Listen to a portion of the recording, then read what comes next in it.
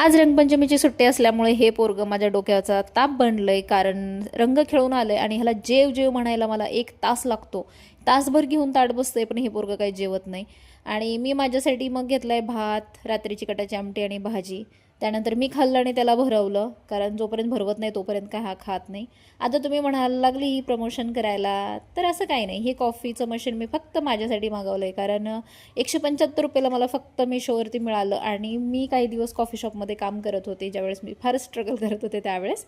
तर मला म्हटलं जाऊ देत, आता उन्हाळा सुरू झाला आहे, तर कॉफी प्यायला खूपच भारी वाटेल, कोल्ड कॉफी प्यायला.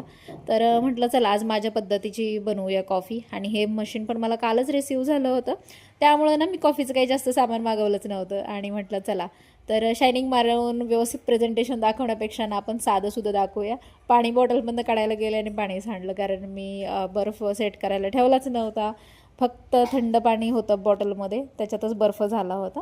थोडीशी कॉफी घेतली, पाणी टाकलं त्याच्यात आणि हे असं फेटून घेतलं. आणि हे जे मशीन आहे ना, हे चार्जिंगवर चालतं. याच्यासोबत ना USB केबल पण भेटली आहे. तर थोडीशी साखर टाकायची, बर्फ टाकायचा आणि फेटून घ्यायचं. आणि तुम्ही जे दूध टाकलेलं मी बघितलं ना, ते डेअरीतनं मी डायरेक्ट आणलेलं आहे, त्यामुळे मी पातेल्यात काढलंच नव्हतं.